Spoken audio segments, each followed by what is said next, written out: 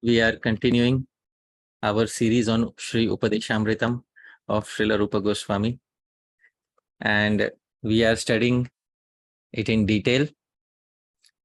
And today we are going to cover the final vega, which is upastha vega, the vega which keeps the world going round, and the vega which is responsible for unlimited amounts of illusion in this world, is upastha vegam.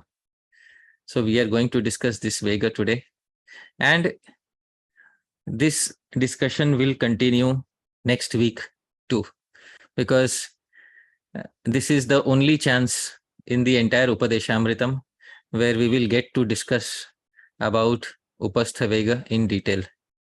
So I wish to ensure that we do good justice to upastha vegam, and if it takes more than one sessions, then no worries, because in every session we are going to learn something very new and we are going to discuss it in great detail.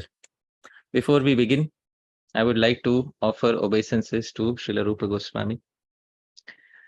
Shuddhyartham mama dehasya jalasnanam karomyaham Shri-Rupa Vaksudha-snanam Svatmanah Parishuddhaye. Shuddhyartham mama dehasya, for the purification of my physical body, jalasnanam karomyaham, I bathe regularly using water. Shri-Rupa Vaksudha-snanam Svatmanah Parishuddhaye, but for the thorough purification of my soul, I bathe in the nectar of the words of Srila Rupa Goswami Prabhupada. So dear devotees, in the previous session we were discussing udara vegam, or the urge of the stomach, and we had completed our discussion on udara vegam, and we saw what was the difference between jihva vegam and udara vegam, and we saw how to control udara vegam by restriction. So that was seen in the previous week. Now, what happens to a person who controls his udara veg?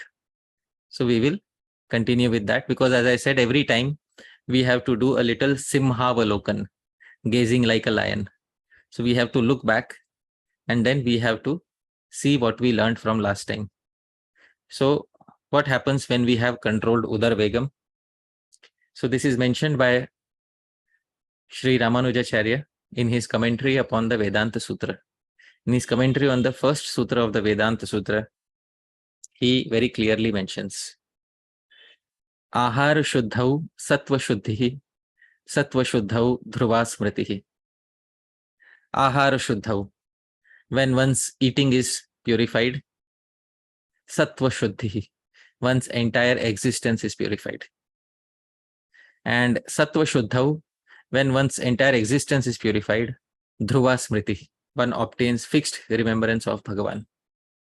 So the result of controlling one's eating, result of controlling udara veg, is one's eating is purified and one's existence is thus purified. And when one's existence is purified, one obtains fixed consciousness on Bhagavan. So very nice result to attain by controlling udara vegam. Now, once again, I would like to show the categorization of the various vegas that we have discussed. As I said previously, vegas are categorized broadly into three types: those pertaining to speech, those pertaining to mind, and those pertaining to the body. The vega pertaining to speech is vacho vegam. The vega pertaining to mind is manasaha vegam and krodha vegam. And the vega pertaining to body is jihva vegam, udara vegam, and upastha vegam.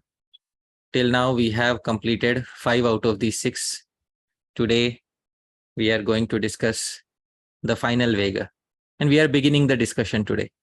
So upastha vegam is our topic of discussion today. Now, Dhameshwar Prabhu, can you hear me clearly?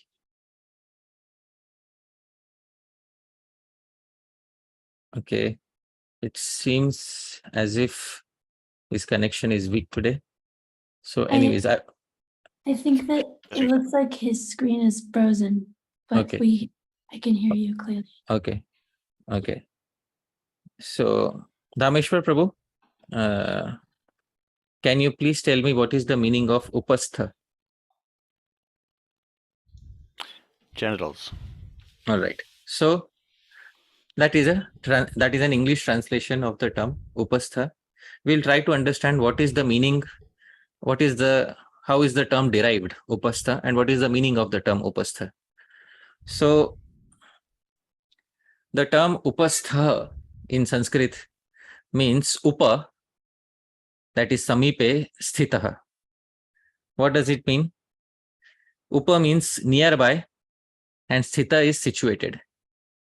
So that organ which is situated nearby is called upastha. Now situated near what? So situated near the previous organ which we were discussing, that is udara.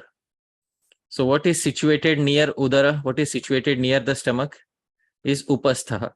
Basically it is situated near the stomach, very close to the stomach. So therefore it is known as upastha. So that organ which is situated just near the stomach. These are known as genitals, also known as organs of sex and reproduction, basically. So I want to give a disclaimer for today's class, that today's class is mainly discussing upastha vegam, in which we will be discussing urges related to organs of sex and reproduction. So therefore, this particular talk is suitable for somebody who is of a suitable age. If there is somebody who is not of a suitable age, basically somebody who is below 15 years of age, below 16 years of age. So below 15 or 16 years of age, this talk is not meant for them. It is basically meant for somebody who is aware of what is upastha vega, somebody who has some experience of what is upastha vegam. Somebody who has no experience of upastha vegam, they are not, this particular talk is not meant for them because they have no experience in this particular field. So therefore, there are some candidates for hearing this particular talk. Not everybody is a candidate for hearing this talk. So I have made this disclaimer in the very beginning before I start discussing in detail. Second thing which I want to say is, after the class, there will be some question and answers. So one should please note that during the question and answers, please do not try to discuss the details of your personal life or something like that, because this is a publicly recorded talk. So, and there are also brahmacharis who are attending the talk. So please try not to ask any queries which can disturb any particular participant of the talk. So this is something which I want to say, because I'm sure there will be many queries, but we have to take into consideration there are many other devotees who are attending, and we should not try to ask a query which will be not suitable for any of the viewers. So having said that, we have to understand that upastha basically means genitals. The genitals have many urges, basically three main urges. First is known as mutra or urination. This is the first urge which is there in the genitals. The second urge is called as chalita virya. Chalita virya is semen that is about to be discharged. This is another urge which is present in upastha or present in the genitals. I will use the term upastha for genitals. So chalita virya is the urge of semen that is just about to be discharged. That is another vega in upastha. And the third is kama vega, which basically refers to sex desires, which excites the upastha. So these are the three vegas which are present in the upastha. Now, amongst these three, the first two should never be restricted. According to Ayurveda, the first two should never be restricted. First is mutra, urination. One should never try to restrict the urge of urination.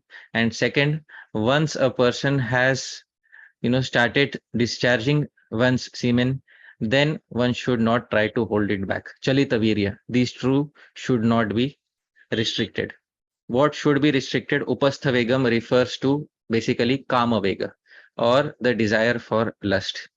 So that is what. If one tries to restrict these two, then according to Ayurveda, it is very harmful for one's health. The texts of Ayurveda say very clearly, Uchcharite mutrite cha retasascha vidharane uttane cha bhavet shigram shukrashmaryascha sambhavah sarvametat tyajet tasmad yato loka dvayahitam. So this is the Bhava Prakasha, a very famous Ayurveda text which says, stopping the urge to urinate and forcibly stopping semen that is about to spill can lead to severe medical conditions such as Shukrashmari, sperm stones. Such behavior is detrimental to this life and the next. Therefore, one must not restrict these two urges. So basically, 2 out of the 3 urges should not be restricted. But one urge, which was specified, Kama Vega, that is desire for sex, that is what can be restricted, and that is what is referred to here as upastha vegam. So upastha vegam we are referring to here as Kama Vega only, because the remaining 2 Vegas should never be restricted according to learned authorities. So we have seen this. Now, Kama Vega or Kama is something which is, universal phenomenon, and Kama is usually always victorious. There's a very nice verse in the Subhasita collections about Kamadeva or Cupid. Ekam vastu dvidha kartum bahavah santi dhanvinah jayatyekah smaro dhanvi dvayoraikyam karoti yah. Ekam vastu dvidha kartum bahavah santi dhanvinah. Many expert bowmen in this world capable of splitting one object into 2 using their sharp arrows. Jayati ekah smaro dhanvi. All glories, however, unto that expert bowman named Cupid. Dvayoraikyam karoti yah, who unites 2 into 1 through his arrows. So all the bowmen in this world, they split 1 into 2 using their arrows. But Cupid or Kama is such that using his arrows, he unites 2 into 1. So this is Kamadev and his nature in this world. And he has his Vega known as Kama Vega, and this Vega is supposed to be restricted. Etan Vegan yo Vishaheta. One who restricts these Vegas is to be known as Dhiraha, or a sober person. Now, let's see what our Acharyas say about Upastha Vegam. So our Acharyas specify Upastha Vegam. Srila Bhaktivinode Thakura says something. Srila Bhaktivinode Thakura says, Upasthera Vega. Arthat, Upastha Vega means Stri Purusha Samyoga Lalasa Dvara.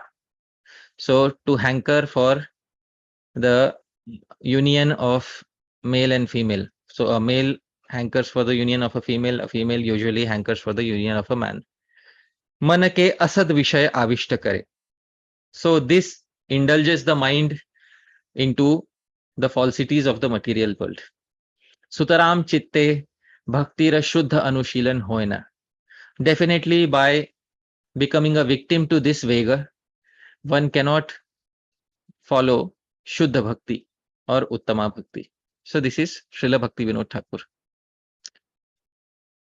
So Srila Bhaktivinode Thakura has described basically lalasa, any hankering for Stri Purusha Samyoga, for the opposite gender, is described as Upastha Vega.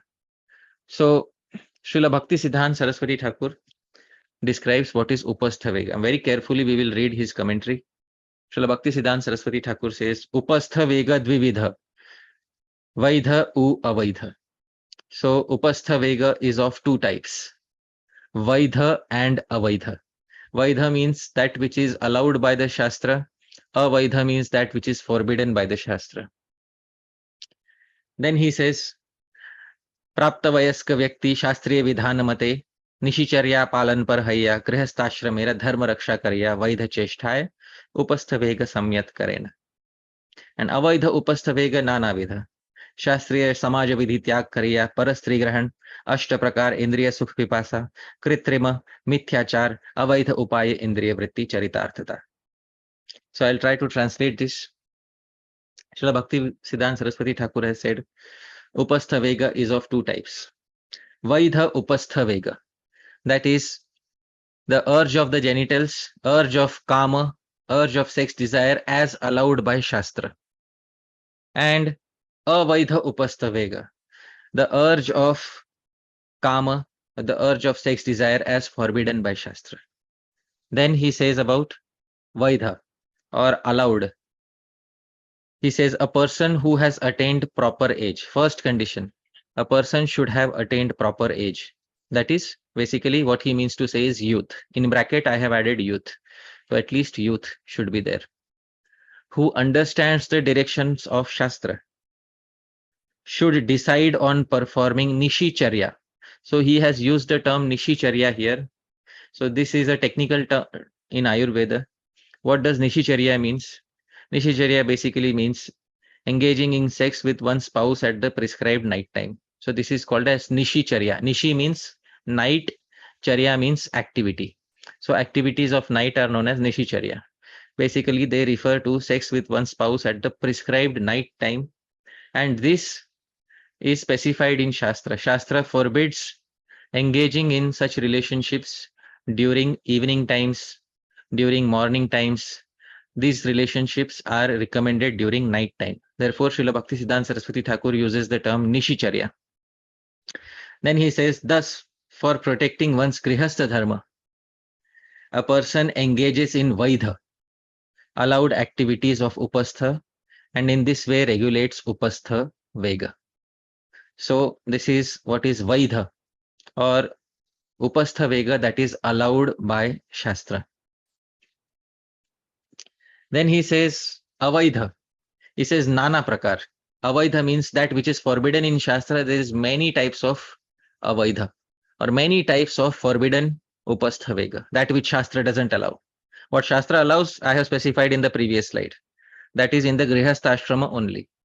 And avaidha is of many types. First, he says to give up regulations of Shastra and to accept someone else besides one's spouse for one's pleasure. This is the first type of avaidha or forbidden upastha vega.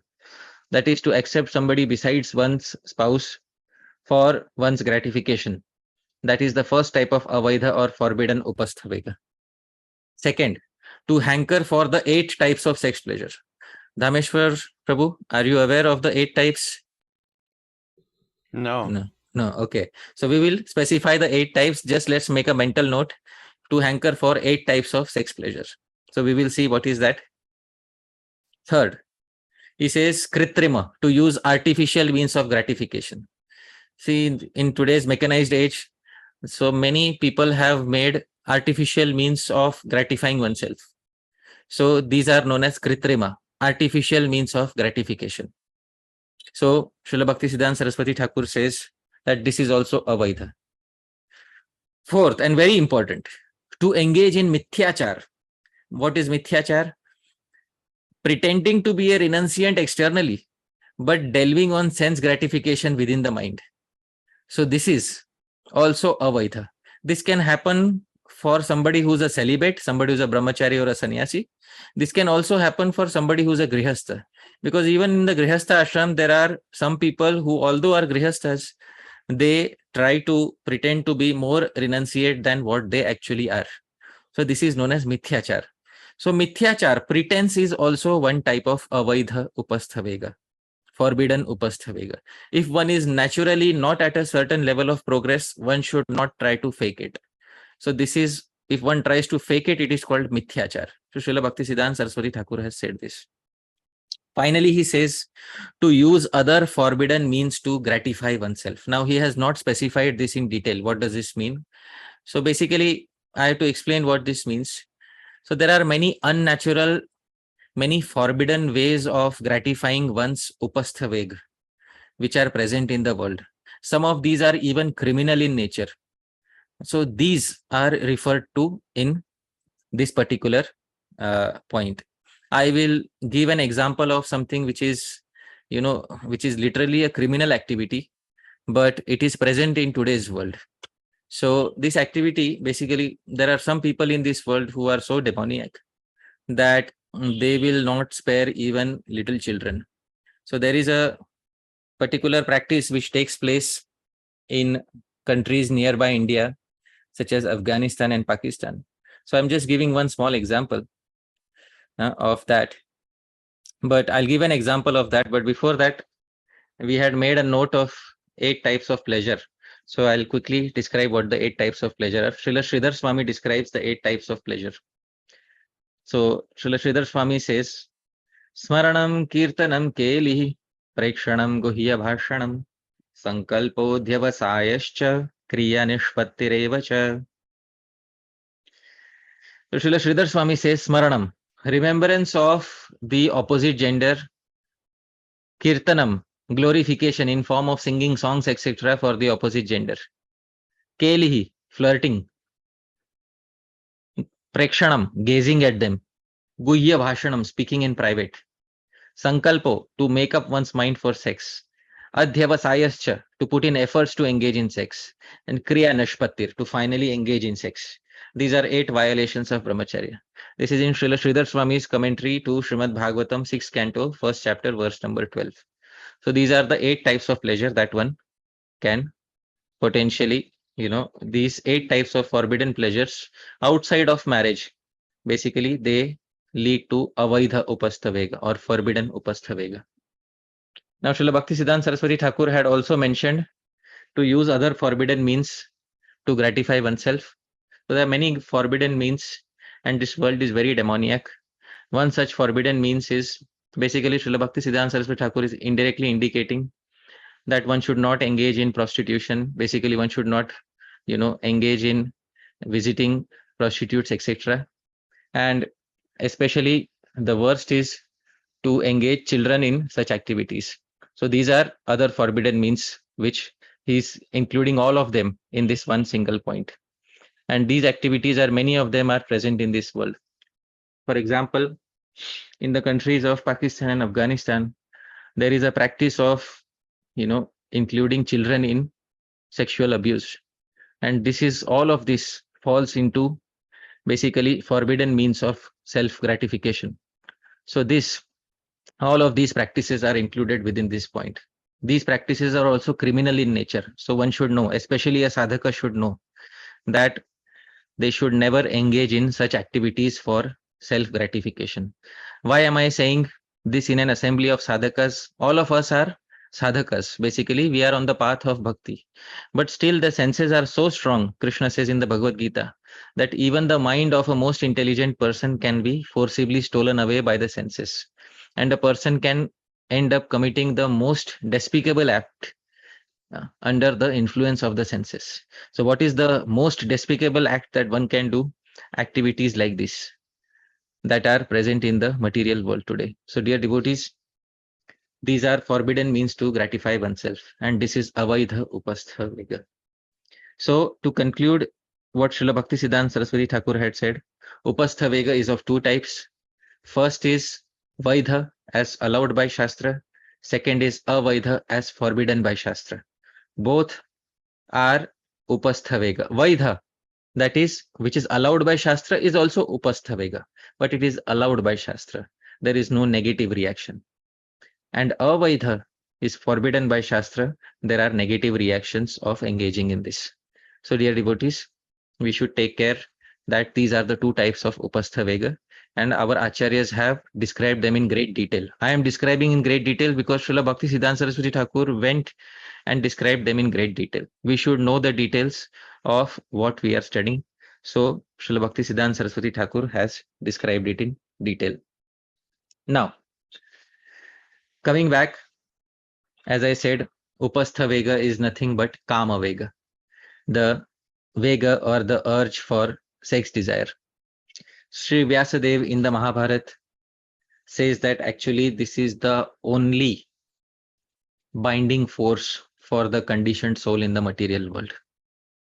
So Sri Vyasadeva writes in the Mahabharata, Kama bandhanam evaikum nanyad asti bandhanam Kama bandhana mukto hi brahma bhuyaya kalpate.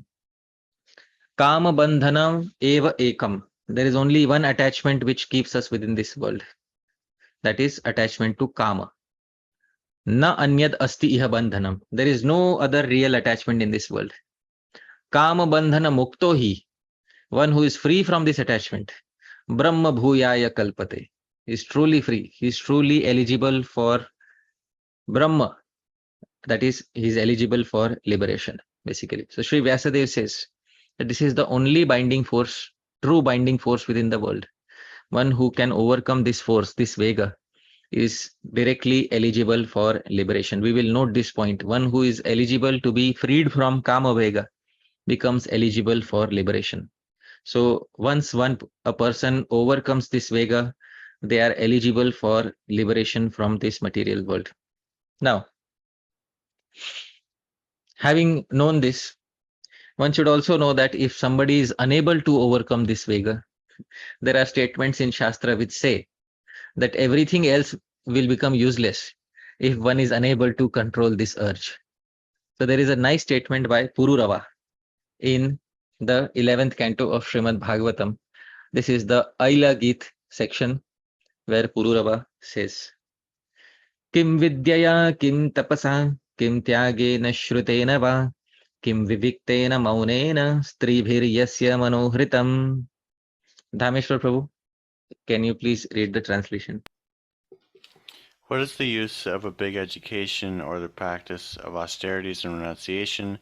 And what is the use of studying religious scriptures, of living in solitude and silence, if after all that one's mind is stolen by a woman? Wow, that's a very heavy statement, Prabhu, isn't it? Yes. And why are all the statements in Shastra for men, Prabhu? If after all that, one's mind is stolen by a woman, why are all the statements so, men-centric in Shastra? Is there a statement like this for a woman in the Bhagavatam? Yes, in the 3rd canto. All right. So you're very correct, Prabhu. So not only for men, but also there is a similar instruction for ladies. Tamatmano vijaniyat patya grihatmakam daivopasaditam mrityum mrigayor gayanam yatha. So, Dhameshwar Prabhu, can you please read the translation? A woman, therefore, should consider her husband, her house, and her children to be the arrangement of the external energy of the Lord for her death, just as the sweet singing of the hunter is death for the deer. Wow, that's also a very heavy statement, Prabhu. So Shastra is chastising men and women equally. Shastra looks at both of them with an equal vision.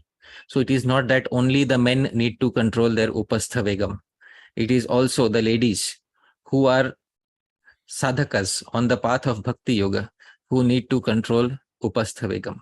So the responsibility of controlling upastha vegam is not solely upon the man. The responsibility is upon both men and women. Both of them are sadhakas and both of them have to control their upastha vegam. Now, so Prabhu, Dhameshwar Prabhu, we are trying to control upastha vegam. So there has to be somebody in the world who can overcome kama, who can overcome this force of, the urge of sex desire. Prabhu, is there anybody in the world? Can you give a qualification for somebody who can overcome kama? One who has attraction for the lotus feet of Krishna? All right. Prabhu, there were so many people who had attraction for lotus feet of Krishna. But they also, sooner or later, many of them also fell victim to kama. So I'll give a few examples. There was a personal associate of Sri Chaitanya Mahaprabhu.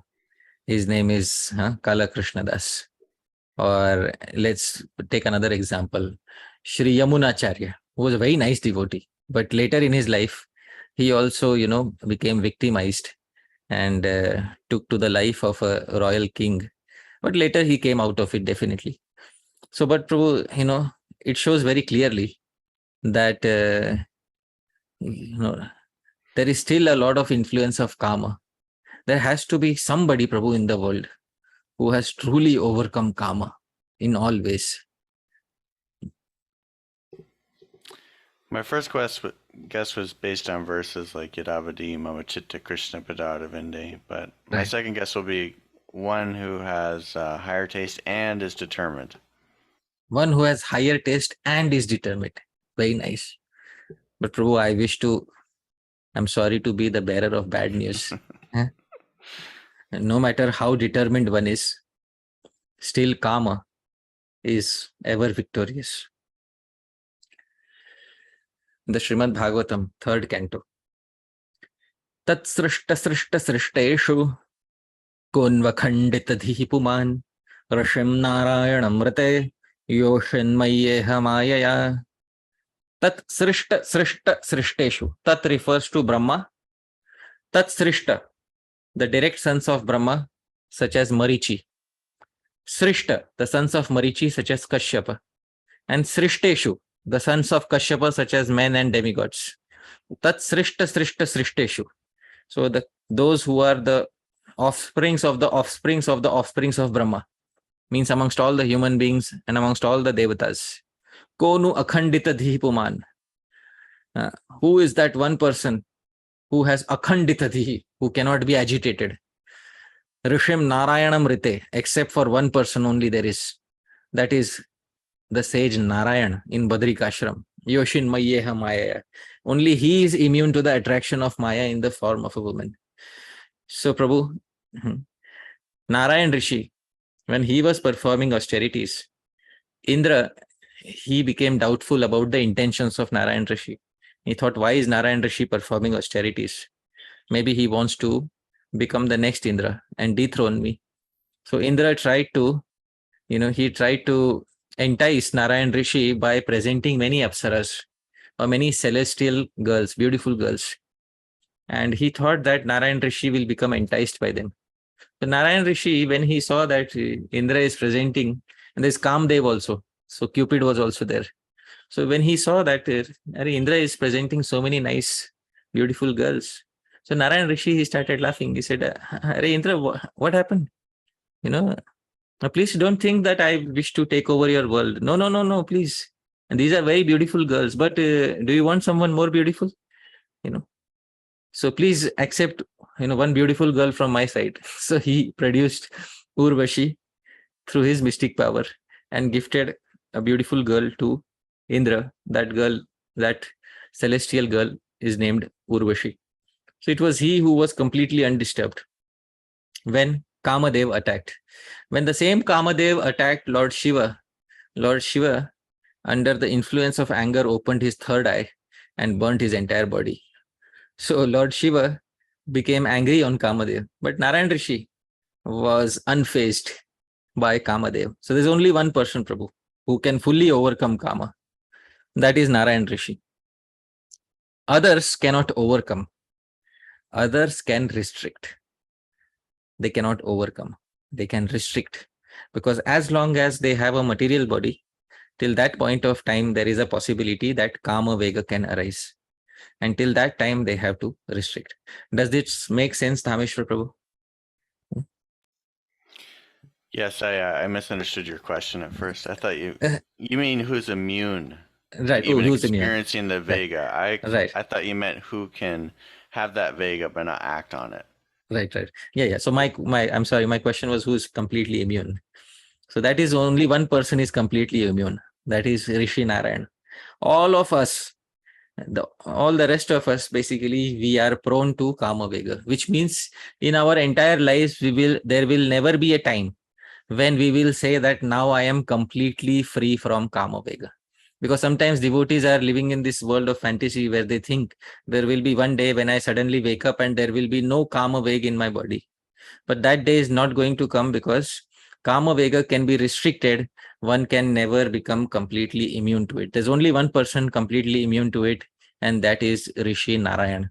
And that the Srimad Bhagavatam has already specified. So,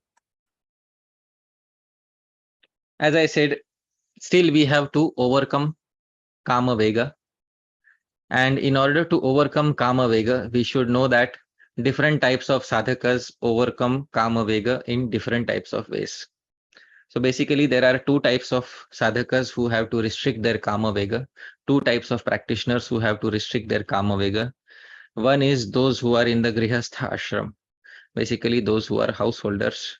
And second is those who are in the other ashrams, basically those who are celibates, that is mainly brahmacharis and sannyasis and vanaprasthas. So these are the three categories who fall in the celibates, and grihasthas are in their separate category. A grihastha is known as adhikari. Adhikari means he has a certain adhikar. He has a certain eligibility, and that eligibility is not there with the celibates or those who are brahmachari and sannyasi. Therefore, restriction of kama veg is different for grihasthas and is different for those who are brahmachari or sannyasis. Today we are going to focus on the grihasthas, us poor grihasthas who are 99%, 99.9999% of the world's population, basically who enter into marriage. And these grihasthas, they should learn how to restrict their kama veg. Next session we will also discuss those who are celibates, but today we are going to focus mainly on the grihasthas, because this topic requires a lot of discussion and a lot of maturity to understand that how to restrict kama veg or upastha veg for somebody who is a grihastha. Now we will go back to the statement by Srila Bhaktisiddhant Saraswati Thakura. So Dhameshwar Prabhu, I would like for you to read this particular statement. Vaidha, a person who has A, attained proper age, youth, B, who understands the directions of Shastra, should decide on performing nishicharya, sex with one's spouse at the prescribed night time.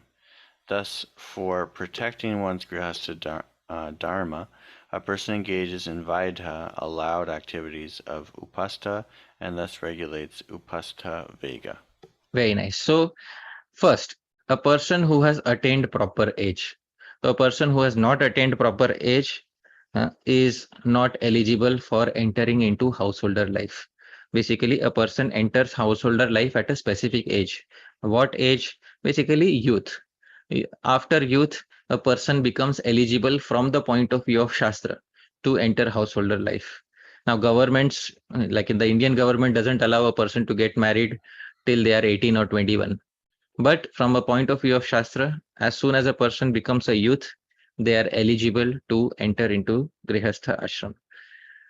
Second, who understands the directions of Shastra. Basically, a person should know what Shastra says about Grihastha ashram. Now, such a person should decide on performing Nishicharya. Basically, such a person should know what is Nishicharya, what is prescribed time for engaging in such relationships with one spouse, and what is the main purpose I have highlighted in bold. So Dhameshwar Prabhu, what is the main purpose of engaging in such a particular relationship? Please read, Prabhu, what is highlighted in bold. For protecting one's grihastha dharma. Yes, it's very important to note Srila Bhaktisiddhant Saraswati Thakura says that it is for the protection of one's grihastha dharma. At all costs, one must protect the ashram that one is in, because that ashram is a way to progress ahead in spiritual life. Many people have the misconception that within the grihastha ashram also, basically, one is supposed to follow the highest standards at all points of time. Sometimes some people artificially try to do this. In trying to do so, they break their grihastha ashram apart. Srila Bhaktisiddhant Saraswati Thakura therefore says that whatever a grihastha engages in should be for the sake of protecting one's grihastha dharma. Basically, should be for the sake of protecting one's ashram. A grihastha should never behave, neither the husband nor the wife should never behave in such a way that their ashram will be broken apart. So both husband and wife should know that it is their foremost duty to protect the ashram, because as long as the ashram is protected, they can comfortably advance in their spiritual life. Once the ashram is broken apart, it is very difficult for both of them, and it is especially difficult for the children. So therefore, It is very important that both of them should understand that the main purpose here is to protect one's grihastha ashram and to protect one's grihastha dharma. Now, in this regard, Srila Prabhupada often gave various standards, not one standard, but various standards. Now, for grihasthas, Srila Prabhupada sometimes gave the highest standard. Prabhuji, Dhameshwar Prabhu, you can read the highest standard that Srila Prabhupada specified in his purport to Srimad Bhagavatam. Therefore, in Vedic civilization, sex life is allowed only in a restricted way. It is for the married couple and only for begetting children. Okay, Prabhu. So how does this standard sound, Prabhu? I can't do that. No, I'm saying on a theoretical level, how does that sound? It could be very polarizing for a lot of people where they feel like, well, I can't do that, so then there's nothing for me. All right. So why enter into Grihastha ashram if this is the only standard that has to be followed? So many people will feel that way. And some other people, they feel that, no, this is very nice. Many times when Grihasthas speak to celibates, the celibates give them only this standard. They will tell the Grihasthas that this is the standard which you need. This is why you should become a Grihastha. In Grihastha ashram, upastha vega should only be exercised for begetting children and for nothing else. This is the first standard, and we have heard of this. Rameshwar Prabhu, the second standard. Prabhu, please read. Those who strictly follow the rules and regulations of householder life engage in sex only once a month at the end of the menstrual period. This is a slightly more relaxed standard. So this is standard 2 specified by Srila Prabhupada himself. I am giving the references. So none of this is coming from my mind. This is all in the purports of Srila Prabhupada. Does this standard sound more relaxed, Nameshwar Prabhu? Yes. Okay. Standard 3, Prabhu, even more relaxed. So according to Vedic Shastra, if one lives with one woman, one man, they are also brahmachari, not many. This is, if one cannot give up sex life, let him be satisfied with one man and one woman. I guess it should be or, right? Yeah. That is also tapasya. That is also brahmachari. Yes. So this is what is the third standard specified by Srila Prabhupada. So Srila Prabhupada often used to say that a person who lives with only one spouse, if a husband lives with one wife and a wife lives with one husband, that is also known as brahmachari. So many times he said, I have just given one of the times where he said this. So these are the various standards specified by Srila Prabhupada. So Dhameshwar Prabhu, are all these standards, amongst all these standards, can a sincere grihastha find his relevant standard and fit within it? Yes. Okay. And are all these standards described in Shastra, Prabhu?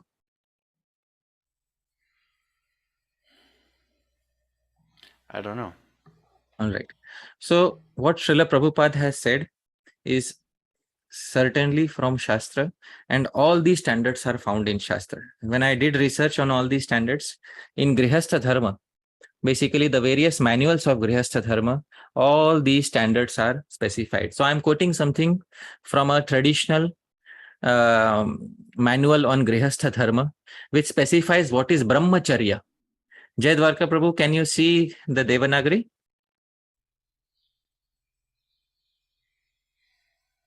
Jai Dwarka Prabhu, can you hear me?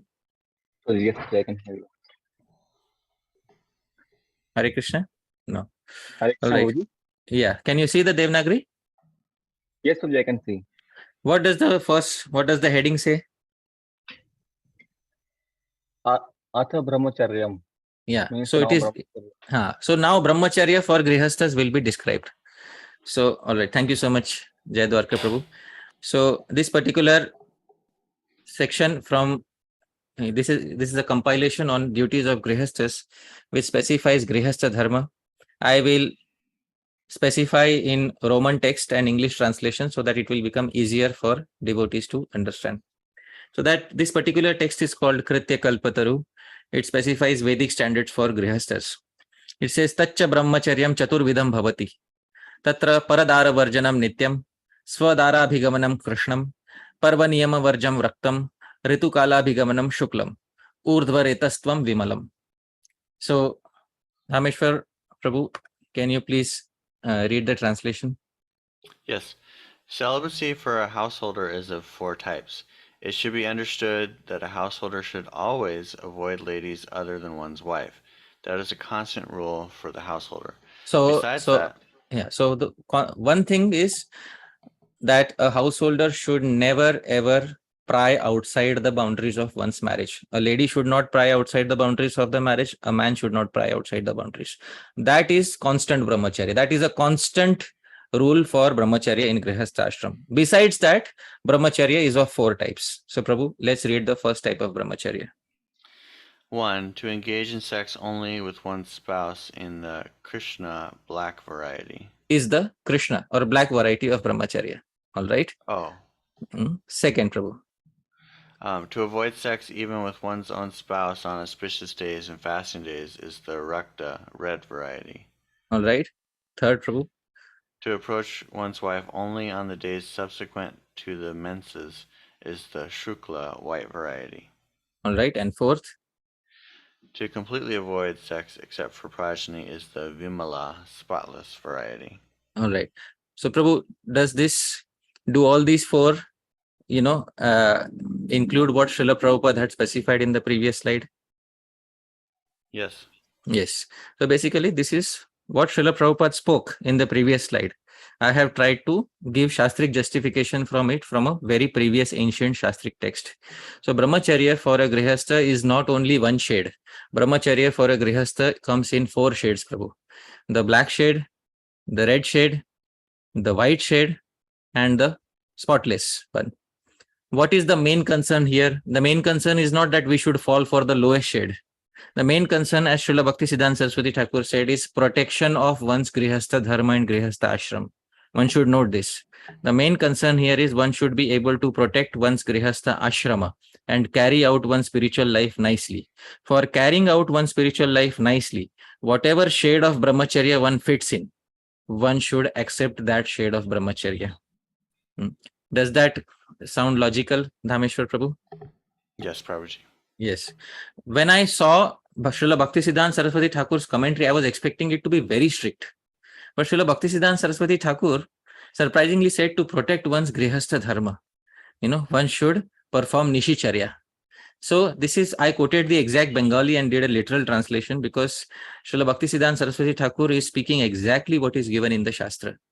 Now, just because we have 4 different shades of brahmacharya, does it mean that the result of following 4 of them is the same, or do we get different results on following these different shades of brahmacharya? What do you think, Dhameshwar Prabhu?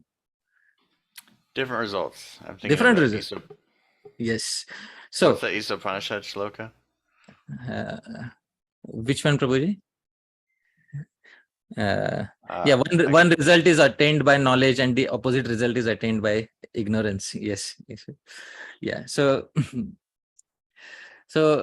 the same Lakshmidhar Bhatt who has compiled this, he says, Krishnenemam jayel lokam madhyam raktena vaijayet shuklena tu jayet swargam vimalan mokshamapnuyat. Prabhu, please read the translation. Thank you. With the Krishna black variety of brahmacharya, a householder attains this planet. With the Rakta red variety, he attains the realms between earth and heaven. With the Shukla white variety, he attains Svarga, heaven, and with the spotless variation, he attains liberation. All right. So, Prabhu, which result do we want to attain after this life? Higher than liberation, vimoksha. Yes. Vimoksha. Very nice. So, every grihastha should aim for attaining Vimala Brahmacharya. Vimala means the spotless variation of Brahmacharya. So although different grihasthas may be on different shades of Brahmacharya, somebody may be on the Krishna shade, somebody may be on the Rakta shade, somebody may be on the Shukla shade, but everybody should finally aim to attain the Vimala brahmacharya or the spotless variation of brahmacharya. Does this sound agreeable, Prabhu? Yeah. All right. Okay. Now, somebody may say that we don't know who is Lakshmidhar Bhatta because he may be somebody who's a Brahmana who has written for common people. We want something for devotees. So Srila Sanatan Goswami has specified this in the Hari Bhakti Vilas. This verse is, I have never heard this verse being quoted, although so much discussion is there about sex in relation to Grihastha Ashram. This verse I have never heard to be quoted in any of those discussions. I am quoting this verse is very important for the Grihasthas because it specifies the different standards that a Grihastha can follow. Shri Gopal Bhatt Goswami says in the Hari Bhakti Vilas, Iti matva svadareshu ratumatsu budho vrajet yathokta dosha hineshu sakameshvan ritavapi. Prabhu, kindly read the translation. Knowing well the dangers of sex outside marriage, an intelligent soul must engage in sex with one's spouse during the prescribed times of the month. Such sex is allowed at proper times when the spouse desires it. All right. Have you heard this verse before, Prabhu? Never. Never. I also never heard it. When I read it for the first time, I had to take a careful look at it to make sure that I'm not misinterpreting it. So I read it twice or thrice. In the previous verse, Sri Gopal Bhatt Goswami says that sex outside marriage has many repercussions. It leads to hell. Then he says, Iti matva, knowing this, knowing what was said in the previous verse, the dangers of sex outside marriage. Ritu matsu budho vrajet, an intelligent soul, budho, an intelligent grihastha, vrajet, must engage in sex with one's spouse, ritu matsu, during the prescribed times of the month only. And yathokta dosha hineshu, and if it not for the prescribed times of the month, other times also, sakameshu, when the spouse desires it. So basically what is prescribed times? So after the menses, the first few days, first 4 or 5 days are considered to be ritukal, the most favorable time for engaging in sex. But days after that also are, he says, they are okay if the spouse desires it. Now, this is clearly not the Vimala standard or the spotless standard of brahmacharya that he is speaking about. He is speaking about the red and white variations of brahmacharya here. So somebody may ask Sri Gopal Bhatt Goswami that, why are you speaking about this in Hari Bhakti Vilas? Hari Bhakti Vilas is a text of bhakti. In Hari Bhakti Vilas, you are saying that except for the days of menstrual cycle, all other days are basically more or less okay, as long as they are not fasting days or not auspicious days, they are all okay. But why are you discussing all of this in the Hari Bhakti Vilas? So Sri Gopal Bhatt Goswami specifies this in the next verse. Tesham bhaktyupayogitvam nasyad yadyapi karmanam tathapi krita ullekho grihishvavasyakam tatah. So Sri Gopal Bhatt Goswami says that, he's saying that if the celibate reads such verses, he may think, what is the use of speaking this in a bhakti literature? But it is very useful for a grihastha. Dhameshwar Prabhu, kindly read the translation. Although all these activities have no utility in the domain of bhakti, I have still made a mention of them here because they are to be known for one who is a householder. Yes. So although these prescriptions of when to have sex, when not to have sex, they have no utility in the domain of bhakti, basically.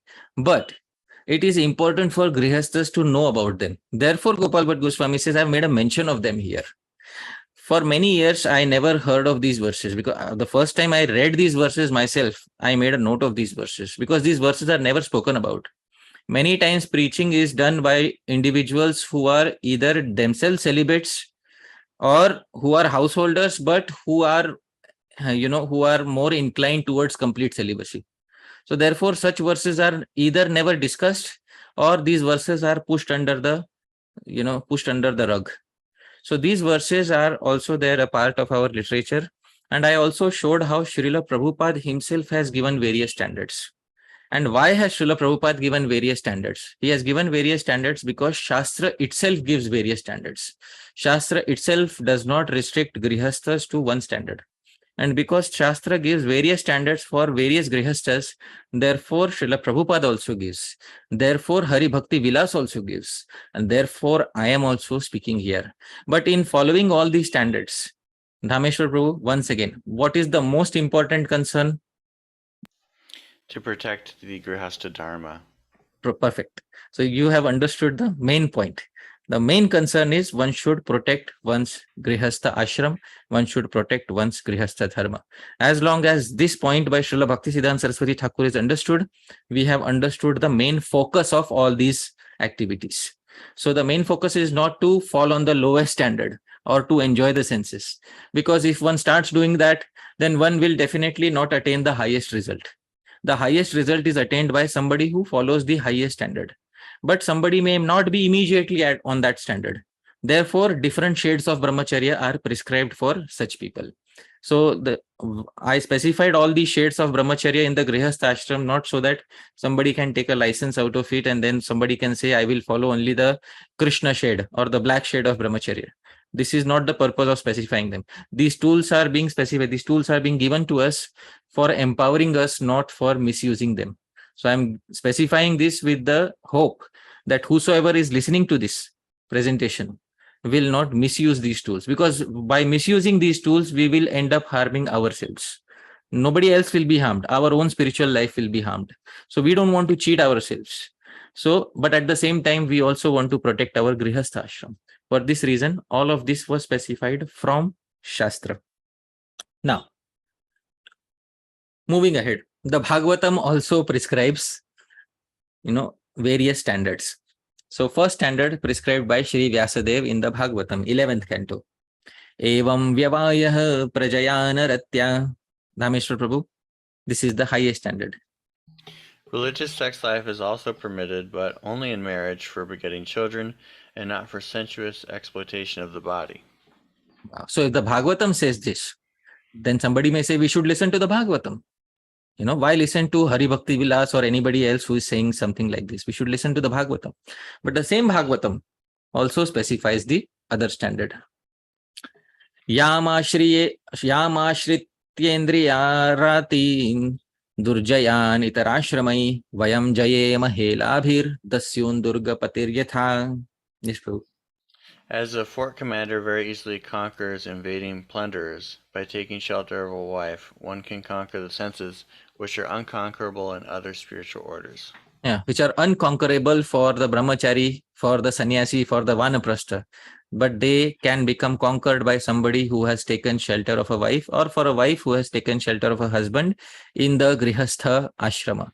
So this verse clearly indicates the other standard of brahmacharya for the Grihasthas.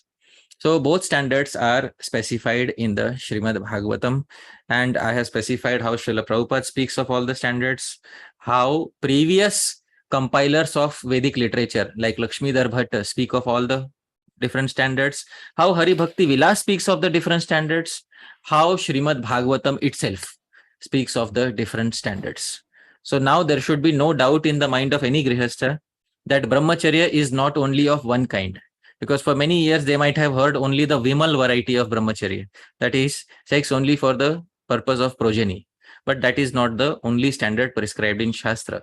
But at the same time, every Grihastha should know that unless they reach the Vimala standard or the spotless standard of brahmacharya, till that point of time, they were still in the trap of upastha vega, and they have to get out of it. So, I hope all of this makes sense, Dhameshwar Prabhu. Yes. Thank you. And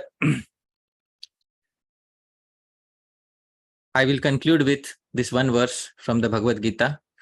And Lord Krishna says that by the end of one's life, just before giving up one's body, or by the end of one's life, one should be able to control one's kama vega, or one should be able to arrive at the most pristine standard.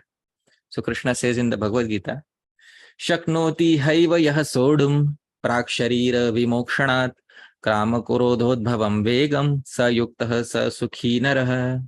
Dhameshwar Prabhu, please. Before giving up this present body, if one is able to tolerate the urges of the material senses and check the force of kama and krodha, lust and anger, he is well situated and is happy in this world. Yes. So the purpose is, before giving up this body, one should be able to tolerate. Sometimes devotees say, no, right now you should be able to do it. But that is not what Krishna says in the Bhagavad Gita. Krishna says in the Bhagavad Gita, before giving up the body, one should be able to tolerate. Now, one may be like an ideal grihastha who is following Vimal brahmacharya like Kardama Muni. He may be like that. Or somebody may be like Yayati, a grihastha who engaged in sex life for thousands of years. But Yayati also, at the end of his life, he was able to control or conquer his kama vega, and Kardama was already controlled. So Bhagavan Krishna says, before giving up this present body, one should be able to tolerate the kama vega and the krodha vega. Especially today we are discussing kama vega, that is the urge of sex organs. So with this, our discussion on grihasthas and how grihasthas regulate their upastha vega has reached a conclusion. I said today I will cover only the grihastha section. Next week we will deal with the celibate section, that is the brahmacharis and sannyasis mainly, because their problems are much more severe. Today's celibates don't stay in the forest as they used to stay previously. Today's celibates stay many times in the cities or in towns. The sannyasis, previously they used to travel from village to village only for begging. But nowadays sannyasis have to travel in the cities. There are so many diversions, so many attractions, so many allurements, especially for the celibates. And it has become difficult for the celibates to execute their spiritual life in this day and age. What can be done in their case? What does Shastra specify? And how can celibates try to live a happy devotional life in this age? That we will try to cover next time. But today's discussion was mainly focused around how grihasthas regulate their upastha vegam as specified by the previous acharyas, Srila Prabhupada, Srimad Bhagavatam, Hari Bhakti Vilas, and compilers of Vedic Smritis. So with this, I would like to conclude today's talk. Yadatra skhalitam kinchit vidvam saha purayantu tat. Yadatra saushthavam kinchit tad guroreva menahi. Yadatra skhalitam kinchit. It's possible that I might have spoken something incorrect. But vidvam saha, you are all learned devotees, purayantu tat. Please, please correct whatever mistakes I have made. Yadatra saushthavam kinchit. But if there's anything nice in the presentation, please know that tad guroreva. It belongs only to my gurujanas, me nahi. It doesn't belong to me. So thank you very much, dear devotees. Jagat Guru Srila Prabhupada ki jai, Srila Rupa Goswami Prabhupada ki jai, Srila Jiva Goswami Prabhupada ki jai, Nitai Gaur Premanande, Hari Hari Bol. Hare Krishna. Thank you very much, Hari Pārṣada Prabhu, for preparing this presentation. I think it was exceptionally valuable for bringing a lot of clarity to these topics where there can be a lot of discussion and confusion and struggle. So we'll Hare Krishna. Yes. Please wait. We'll call on people one by one for questions. Earlier, Prabhuji requested that we not ask any questions that have to do with your personal private life. Yeah. Was there anything else, Prabhuji, that you wanted to specify? Because devotees, it is best not to discuss details of one's private life in this regard, because this is a public forum. And such questions are best asked privately, not in public. But if there are any questions related to the theory of what we discussed today, now is a very good time to ask those questions. Secondly, while asking questions, please note that there are brahmacharis sitting in the discussion. So please be careful and mindful that there are brahmacharis sitting. So please ask those questions which are appropriate even for them to listen. That's all I wanted to say. Okay, so I'll call on people one by one. Raj Parikshit Prabhu, I'm just going to put you on mute. You can raise your hand, and I'll call on you after Jai Dwarka Prabhu and Vrinda Sundari Mataji. Hare Krishna, Prabhuji. Yes. Please wait, Raj Parikshit Prabhu. Yeah, Raj Parikshit Prabhu, you can just Prabhu Raj Parikshit Prabhu is he has a sight disability, so he cannot see. So basically, you'll have to call out. I'm not sure if he's able to raise his hand, click on that icon. Okay. Okay, so you'll have to call him out after the participants. All right. Okay. So we'll start with Jai Dwarka Prabhu. All right. Hare Krishna Prabhuji, Dhanapram Prabhuji. And the most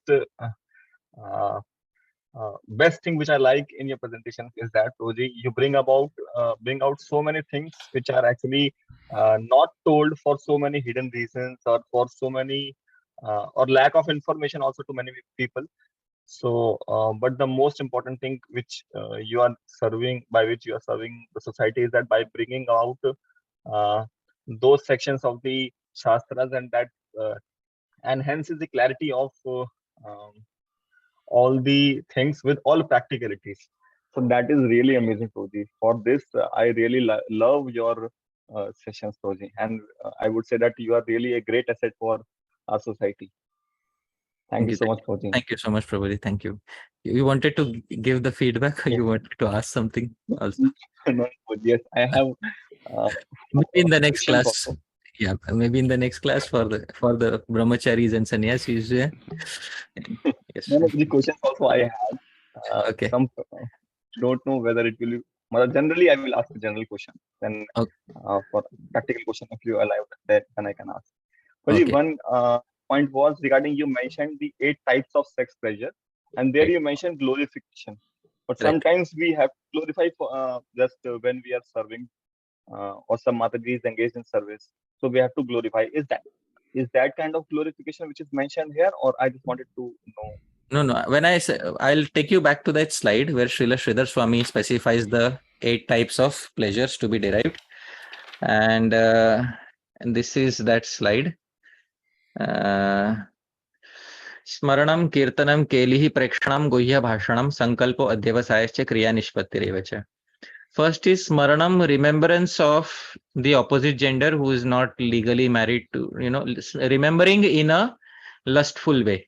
Glorification in a lustful way. Now, glorification in a lustful way means glorification of body parts, singing songs related to romance, etc. This is what Kirtanam is. That Sanskrit term is Kirtanam. Now, you can understand what Kirtanam is.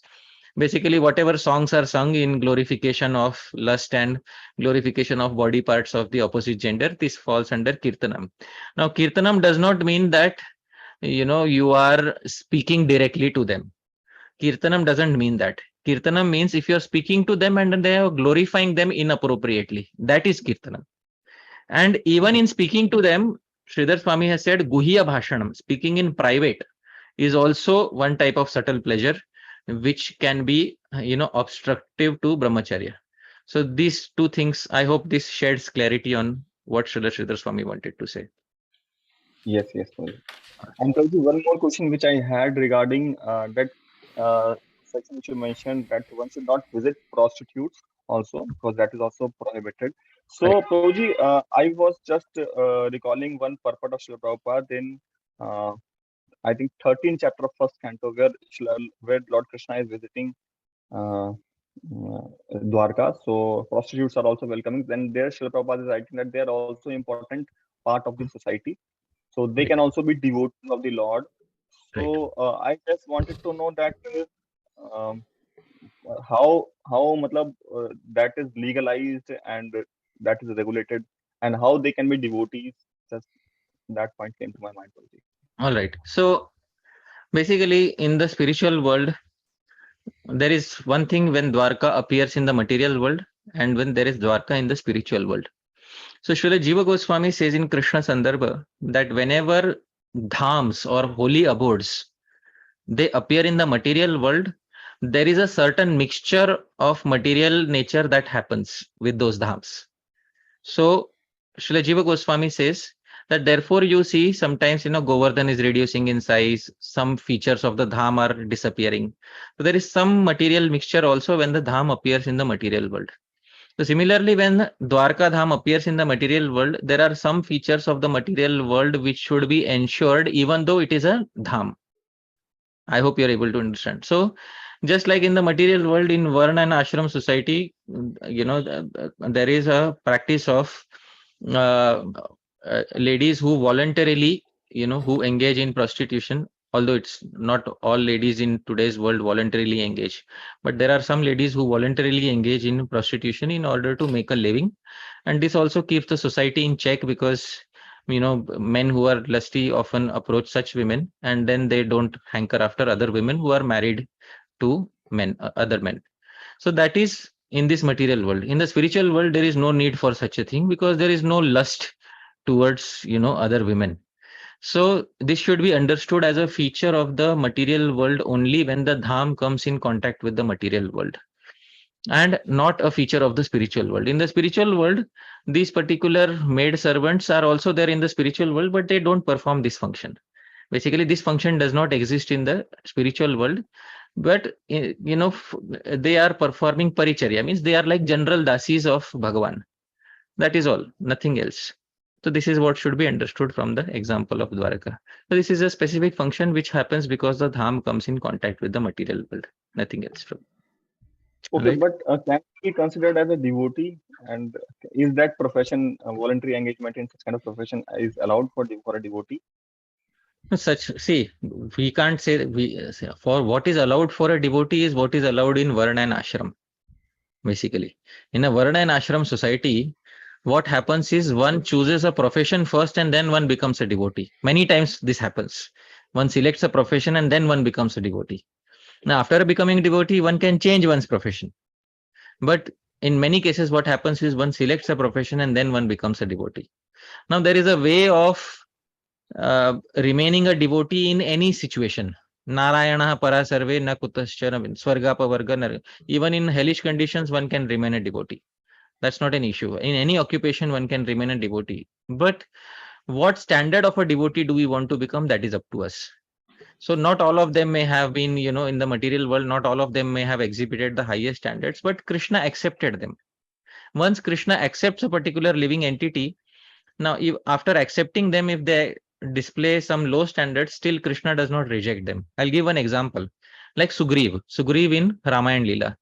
Now, once Lord Ram accepted Sugriv as a friend, and then Sugriv said, Lord Ram said, after 4 months of rainy season, you send out your monkey troops to find out Sita.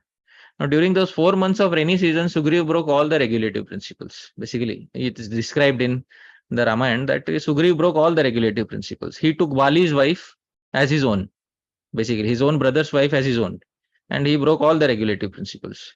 So, but did Lord Ram reject Sugriv because of that? Please tell me, Jai Dwarka Prabhu. He No, did. Prabhuji. No, he did not. So the indication is once the Lord accepts somebody, sometime they may, in the material world, some contamination may happen, but the Lord does not reject them from the spiritual world, because obviously once the Lord has accepted somebody in the spiritual world, that person is never, ever, ever rejected. So that Siddhanta we all know very clearly. All right, Prabhu. Yes, thank you so much, Prabhuji. Thank you. Prabhuji, I had Very- 2 questions which I'll ask if I get chance later after all devotees. Sure. Vrinda Sundari Mataji. Hare Krishna Prabhu, thank you very much. I was wondering about this, how this this aspect of the Vega, it's like the manifestation of the force of Kama, and it seems, at least from my experience, that it's more of an issue for men than it is for women. At least in my experience, it seems that women don't need the actual physical act, but it's more subtle. But at the same time, we hear that women are, like, there's this reference that women are 9 times more lusty than men. So how is that? Right. So the thing is,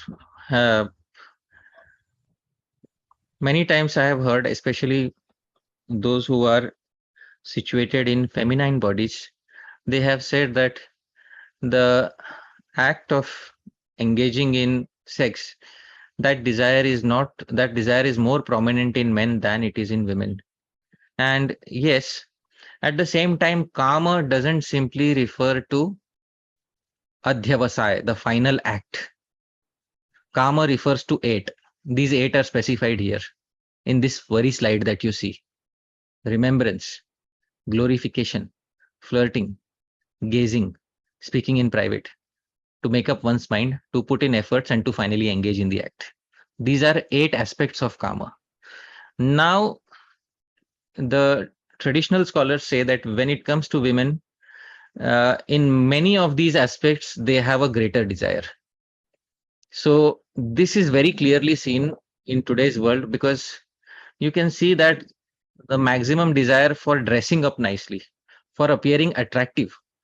And nowadays, there is also this phenomenon of making short reels and videos, and most of them, it's not the men who are doing it. I hope you are with me on this, that most of them are women. Do you agree with me on this? Yes, makeup and TikTok and Yeah, yes. 100%. So, Dresses, yes. yeah. So this is nothing but one of the 8 types of pleasure which is derived from the opposite sex. So although men may be focused on the final act, or but women are more focused on the chase. I hope you're able to understand. So this is the difference in the desires of men and women. So it doesn't mean that women are free from the desire.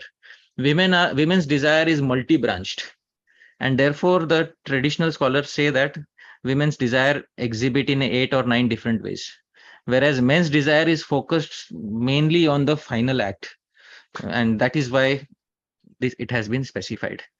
So I hope that makes some sense. It does, yes. Thank you very much. That clarifies. Thank you. Yeah. Okay, and now Raj Pradikshit Prabhu. Hare Krishna, Prabhuji. Pranam, Mr. Thank you very much, Prabhuji, for such a nice class. And I got so much clarification on this topic. So in Bhagavad Gita 7.11, Lord says that balam balavata chaham kama raga vivarjitam dharma viruddha bhuteshu kamosmi bharatarshava. Yes. So I wanted to know that dharma viruddha bhuteshu, this includes all the 4 varieties of Vaidya, upastha, vegam, or only the highest variety? All right. So I will make your question easier for other devotees to understand. In the Bhagavad Gita 7th chapter, Krishna has said, I am that kama which is not against dharma. Dharma aviruddho bhuteshu kamo asmi bharatarshava. I am that kama, I am that force of desire which is not against dharma. So your question is this kama only the highest, is it referring only to the highest variety, that is where one engages only for procreation, or does this include all shades of brahmacharya? So commentators have different opinions on this. Srila Sridhar Swamy takes the highest variety only to be representative of Krishna. And other commentators say that kama refers to all desires, not only the desire for sex. And whatever is allowed in Dharma Shastra, it represents Krishna. So there are some commentators like Shri Madhusudan Saraswati who say all shades of all desires which are allowed in Shastra represent Krishna. Whereas there are some commentators like Srila Sridhar Swamy who make it very narrow and say that kama refers only to sex desire in that verse, and it only refers to the most pristine variety which is only for procreation.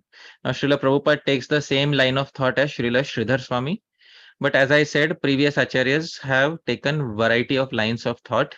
So one has to know that there are differences of opinion on this issue, and therefore both opinions are to be considered as valid. So I hope that clarifies, Raj Parikshit Prabhu.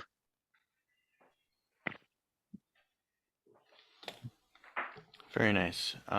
Next we have Parama Karuna Prabhu. Hare Krishna. Hari Bol Prabhu, my pranams. Am I audible? Yes, yes. Thank you so much for the absolutely wonderful, full of so many beautiful points. Such a wonderful class. Thank you.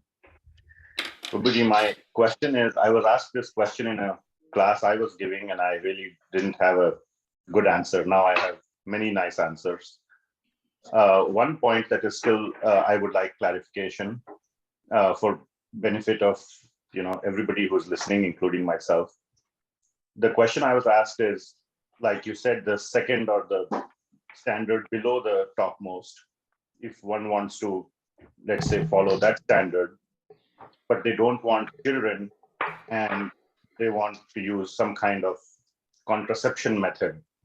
What is the Shastra? Of course, there was no such technology or any such thing before, but anything that you can share or speak based on your knowledge on this topic, then what should they do? Right. So this is where Hare Krishna, thank you. So this is where we enter into a muddy space basically, because this is where the question of contraception comes in. And dharma shastras, the shastras which specify dharma, have not said about this basically. But doesn't mean that other shastras have not said. Ayurveda speaks about traditional techniques of contraception. Now, the best technique Ayurveda says is celibacy. That is the best contraceptive is celibacy. That is what Ayurveda says. Now, somebody may say, well, that's okay, but that is not acceptable to me. So then there are other techniques such as deciding the days on which pregnancy will not take place. That is also a technique. So that is a technique which is used in many parts of the world, including traditional Christians. They also know of this technique, because in traditional Christians also contraceptives is considered to be a sin. So in Dhameshwar Prabhu, have you heard of this in the traditional Christian circle? Would you reiterate what it is? I'm sorry, I spaced out for a minute. In the traditional Christian, in the conservative Christian circles, so contraceptives are considered to be a strict no-no. But they have certain days for engaging in sex wherein pregnancy will not take place. Have you heard of this? Vaguely. Yes. It's not commonplace. It's not commonplace, yeah. So there is a term for it, but I don't remember the term. You can try to research it, but there is a term used for it. That is the second level. And then there are some other things prescribed in Ayurveda, which I would not like to discuss here in detail, because getting into those techniques is not something the topic of this lecture. Yet at the same time, it is specified in Ayurveda. So I will give a link in the chat box here, and those who are interested can click and save the link, and that is specifying. But please know that many of these techniques may not be in favor of dharma. Dharma shastra is a different subject. Ayurveda may not always be specific. Sometimes Ayurveda says that you should eat a dog's meat for curing this disease. Doesn't mean that eating dog's meat becomes dharma. Please try to understand this thing. Ayurveda specifies what can be done, what cannot be done, but doesn't mean that whatever Ayurveda specifies is dharma. I have given a link in the chat box. You can have a look, but this is not something which I am prescribing. You can see all the various options that Ayurveda is giving, because there is a misconception that Ayurveda does not have discussion of contraception. Ayurveda has a discussion of that, but what are the various types, that is specified in Ayurveda, but that is beyond the scope of this talk. But I hope that brings some clarity on the answer, Param Karuna Prabhu. Aren't there also some mantras in the Brihat Aranyaka Upanishad? Yes. Yes, Prabhu. Aren't there also some contraceptive mantras in the Brihat Aranyaka Upanishad? Yeah, there are mantras for conception as well as non-conception. Both mantras are there. When one wants to conceive, there are mantras for conceiving. When one doesn't want to conceive, there are also mantras for that, because Veda is Kalpataru. Veda is a desire tree. So, but one thing is definitely very sinful. Once the child has acquired a body in the womb, then to kill the child, that is considered to be forbidden. So that should never be engaged in. So that I am very clearly specifying. All right. So we can move ahead. Thank you. Radha Kunjibihari. Srinath Prabhu. Srinath Prabhu. Hare Krishna.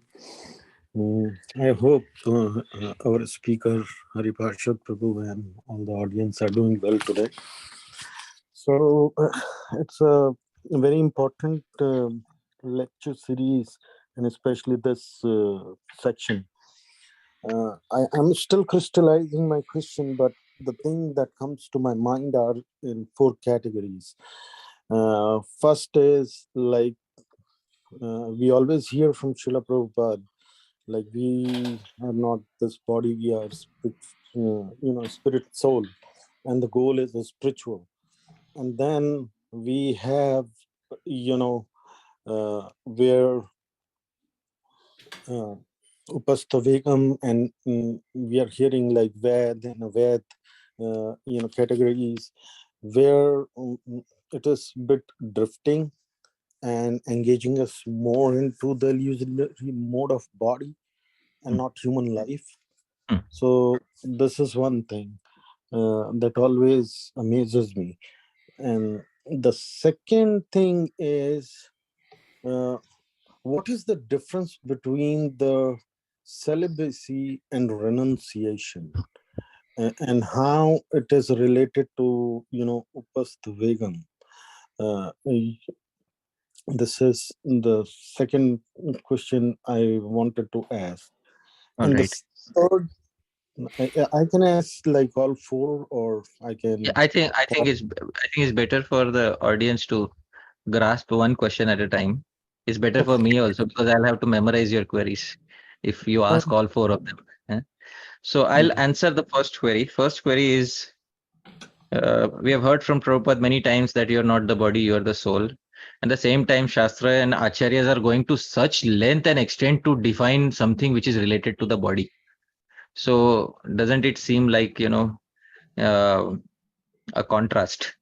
So definitely it is a contrast, but Shastra is supposed to cover all aspects of our existence. There is the paramarthik, or the most transcendental aspect of our existence, which is you're not your body.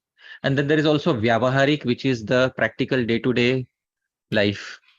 Just by saying that you're not your body, it's good for spiritual, it's good from the paramarthik point of view, from the ultimate point of view.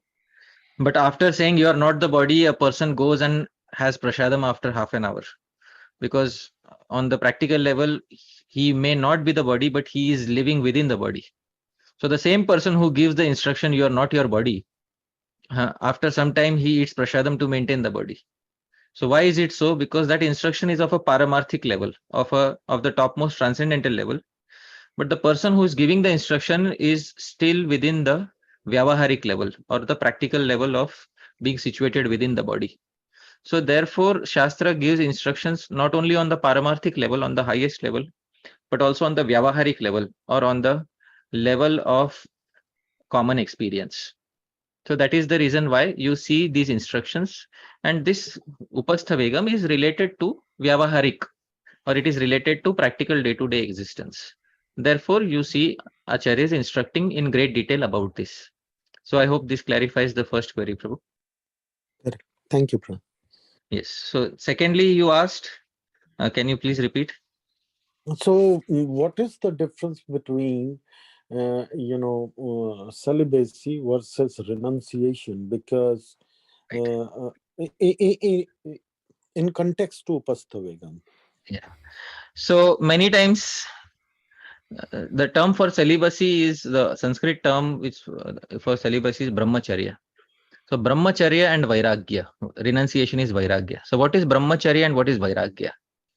So sometimes vairagya is confused as brahmacharya. Some people think that renunciation is celibacy, wherein actual celibacy is something much beyond this, much more transcendental to this.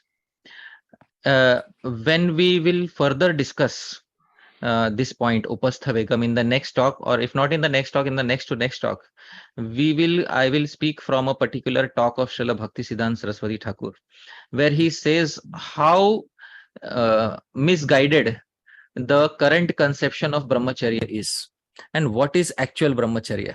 So he will specify this, and he will say that people who think that I will conquer my upastha and I will become a nice brahmachari, then I will become a nice devotee. And these people are actually not, they have not understood what is brahmacharya. They are clearly not understanding what is brahmacharya. he will say that these people only want to master the material nature. They don't want to become devotees. They just want to master the material nature.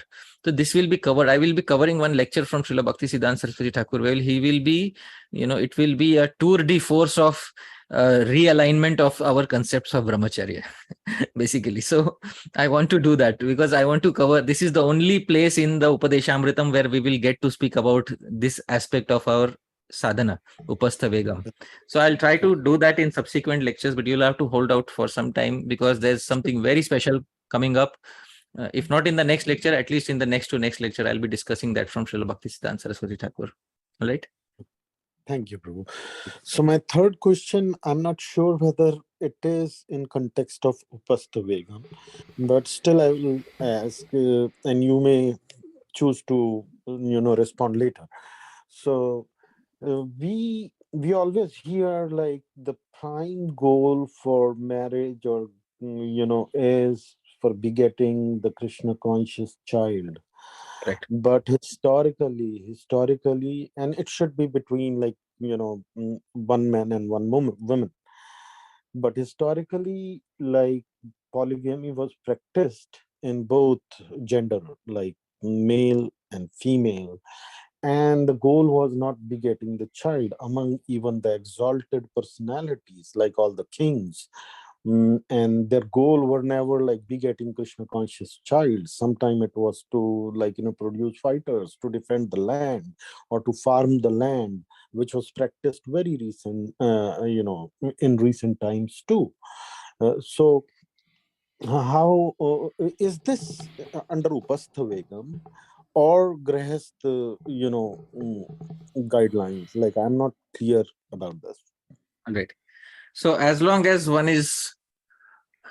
has properly married somebody under dharma shastra, and one is having a relation with one's own spouse, it is still upastha vegam, but it doesn't degrade one's future lives.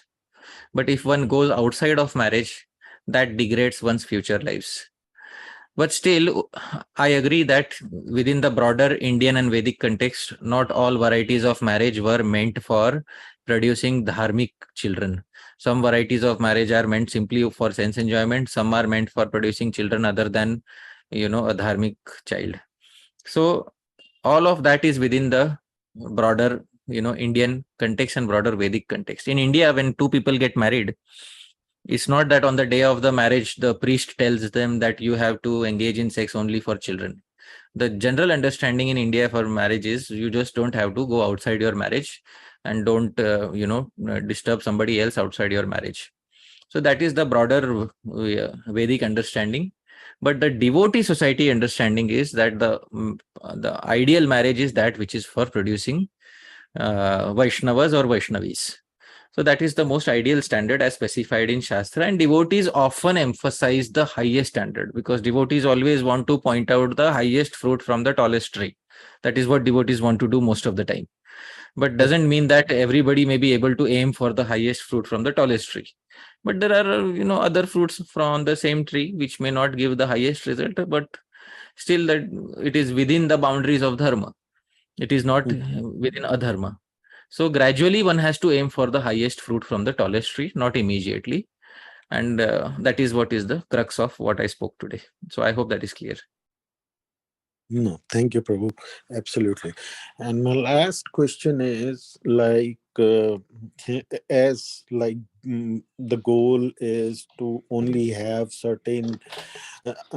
So most of the time, people who are prescribing,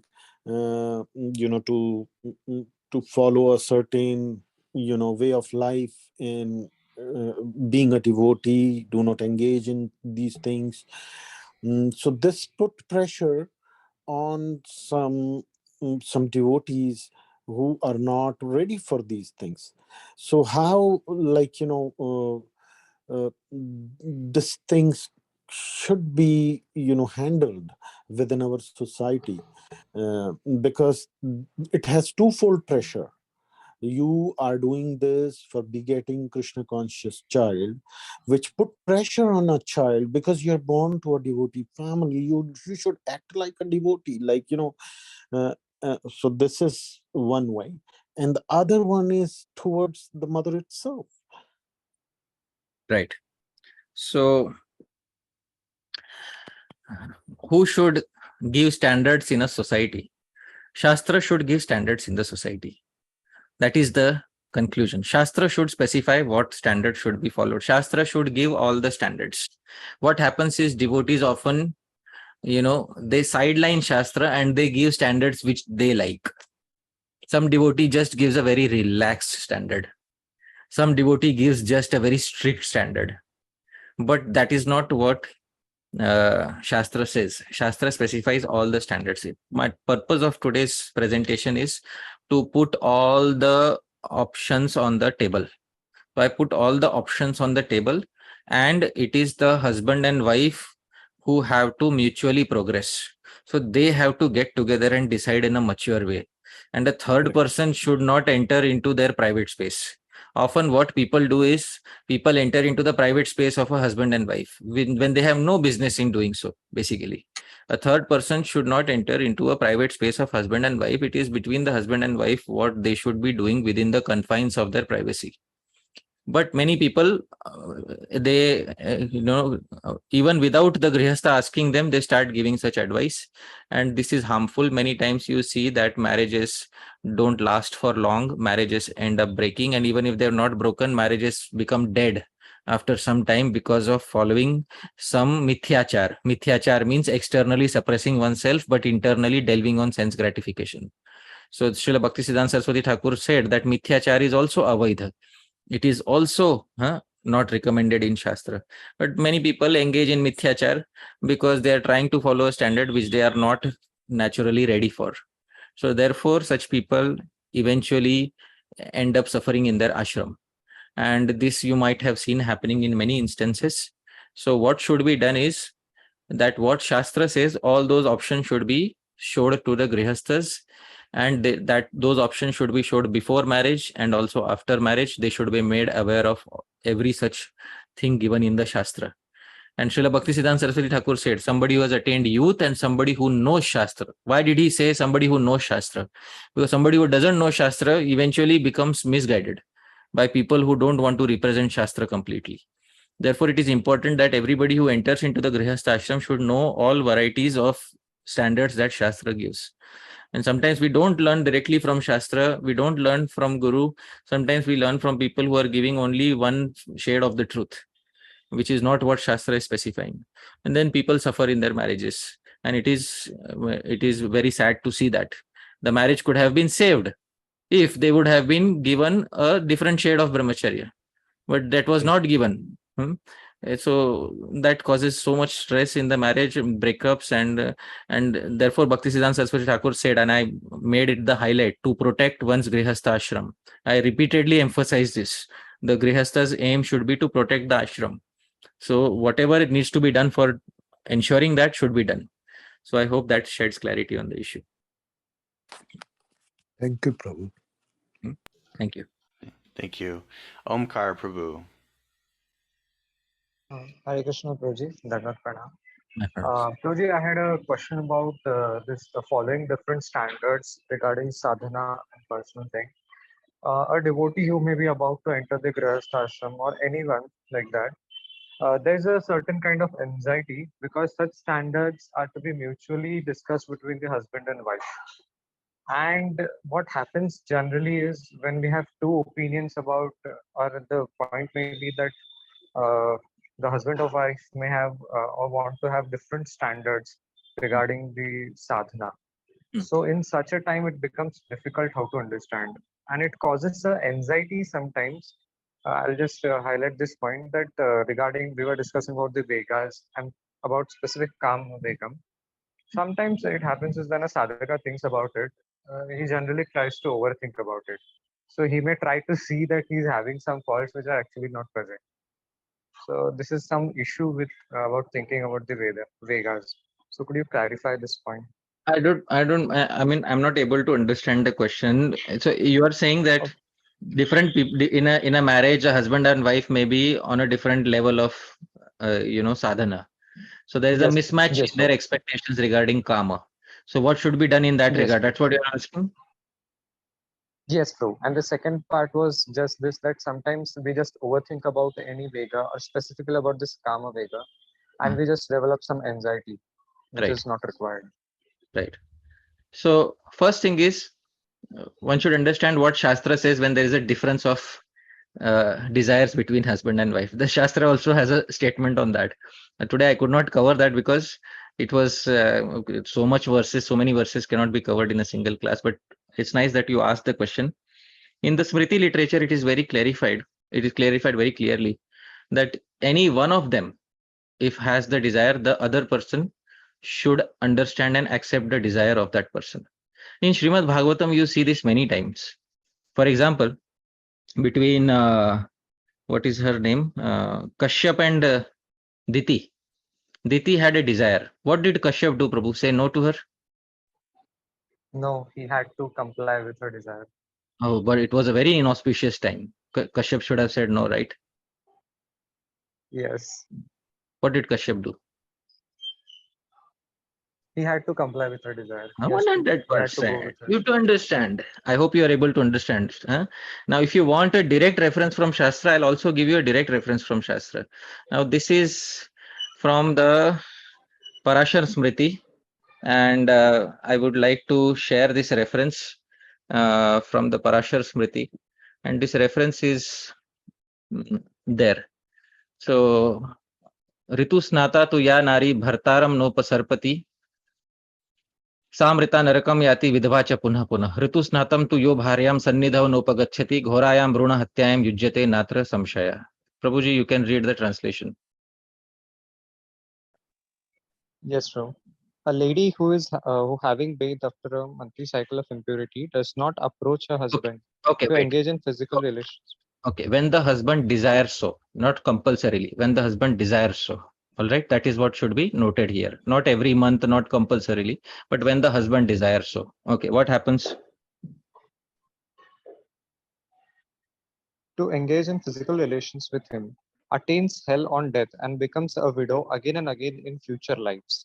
On the other hand, a man who does not satisfy his wife who has bathed after her monthly cycle becomes implicated in the terrible sin of killing a child within the womb. There is no doubt about it. Wow, have you seen the verse for the first time? So I had an idea about it. I had heard about with yeah, Kshatriyas. I had heard yeah. this in the. So there Yes, are, so why is the terrible punishment here? The punishment seems very terrible.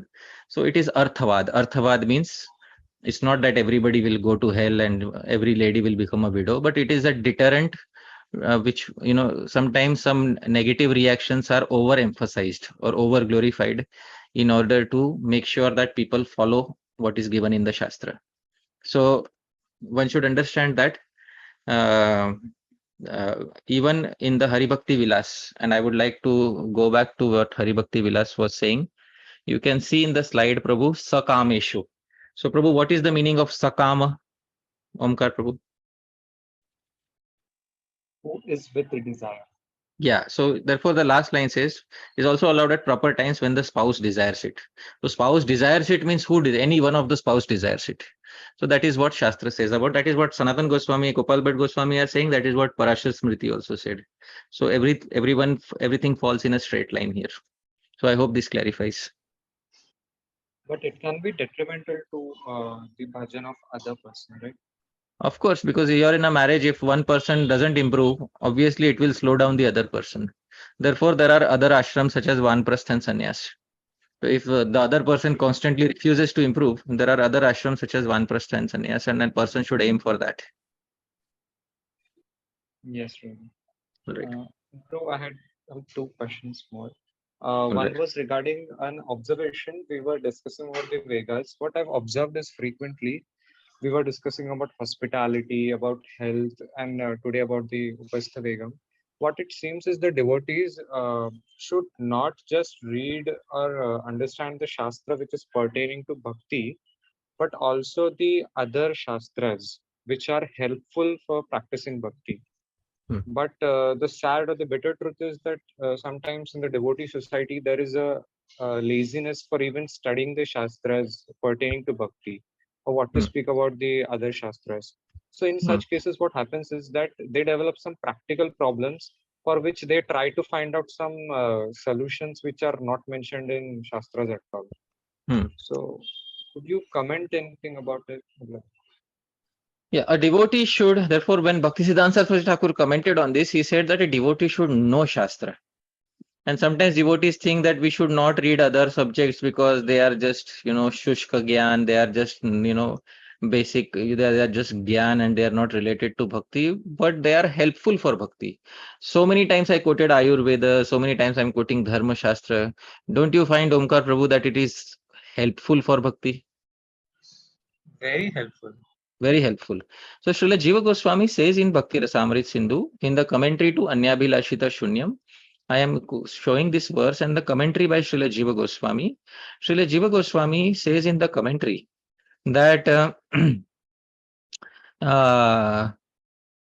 atra nirbheda brahmanusandhanam. The only type of gyan or knowledge which is harmful for a devotee is that knowledge which makes them think that they are Brahma, they are one with Brahman, they are one with Bhagavan.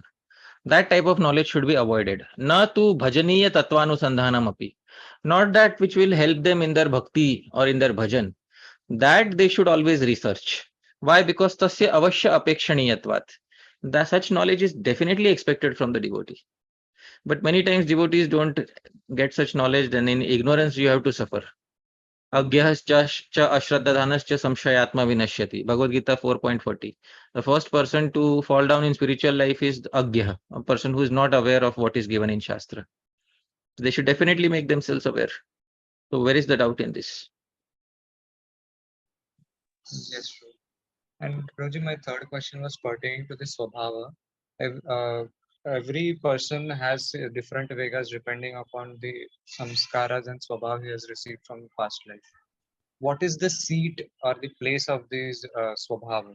At the time of initiation, prarabdha karma of a devotee is extinguished along with other all karmas.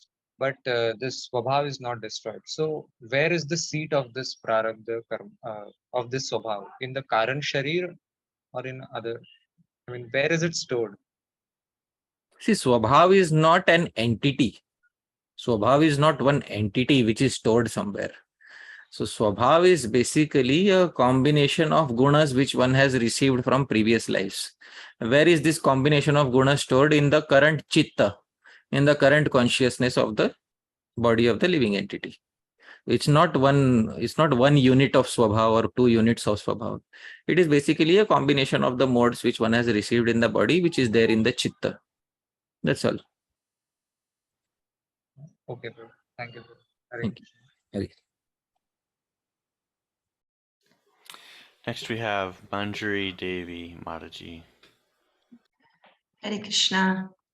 Thank you very much for the wonderful presentation and especially for always supporting Srila Prabhupada's statements with Shastra. It's really strengthening our faith in Srila Prabhupada. It's really wonderful how you're always connecting things. It's so thank you so much for that.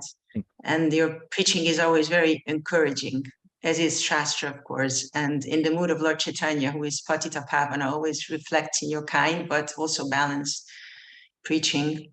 My question is, you were mentioning in the beginning of the class that this Vega is there until the body is there, and it's a question of restraint rather than being immune. And started off with, upastha Vega being the greatest binding factor in this world. And for some people who come across with Krishna consciousness and start to develop faith in bhakti and even practice, it's even unimaginable. They're even doubting that it is possible to control these urges, especially in the Western world where habits shifted so far from the highest standard. And the quotes you've offered are really encouraging. There are the stages of Krishna and Rakta and Shukla and then Vimala, which are all accepted as dharmic, if I understand correctly. And it may make someone feel accepted, even though they cannot follow the highest standard. But at the same time, how not to delay moving ahead?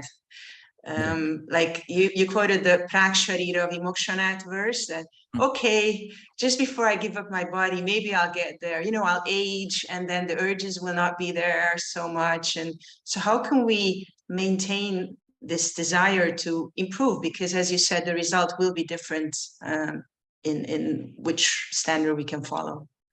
Right. So that's a very pertinent question.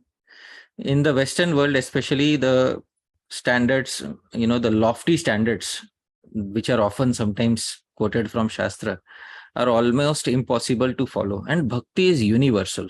So bhakti should also be applicable to the Western world. Why not? So, but there's nothing in bhakti, bhakti is not only for one specific part of the world. So bhakti is universal, definitely. And there are various shades of brahmacharya. Actually, they're not shades of dharma, they're shades of brahmacharya. It's called as the various shades of brahmacharya. So a grihastha is known as a brahmachari as long as they stick to one spouse and as long as they are falling within one of the various shades. And at the same time, how to progress ahead? Because you can't just stay stuck on Krishna, Krishna variety of brahmacharya or Rakta variety of brahmacharya. You have to move ahead. So how does that happen? So for that to happen, one has to have an experience of bhakti ras. So in order to get an experience of bhakti ras, one has to have the association of a very qualified sadhu. Because not many people, not everyone will be able to strengthen themselves on the path of bhakti.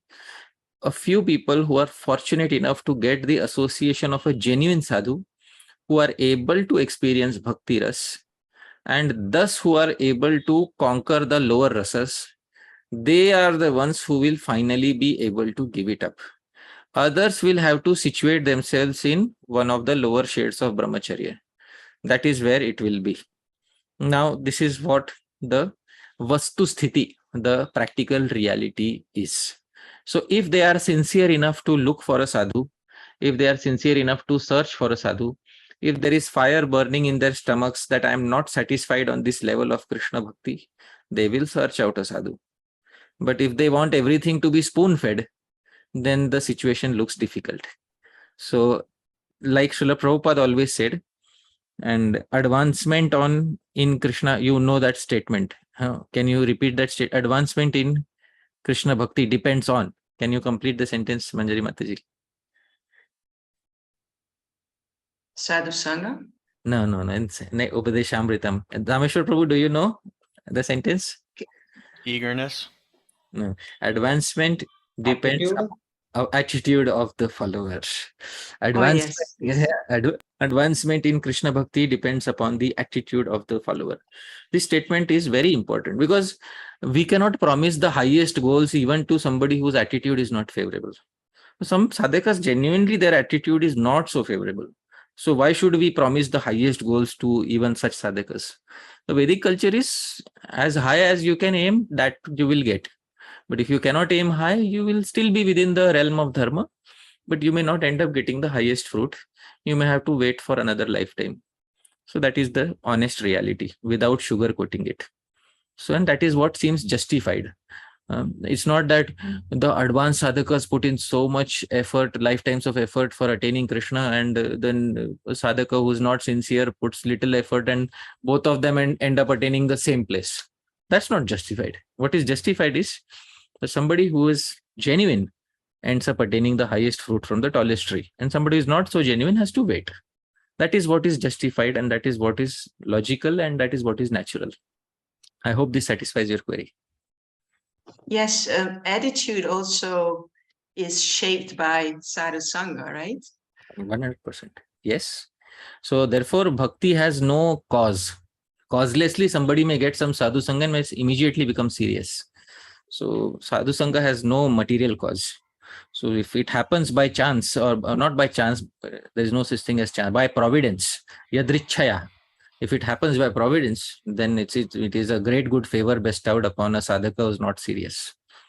But a sadhaka who is serious will usually seek out such association because of the fire which is burning in their own stomach. So I hope this clarifies.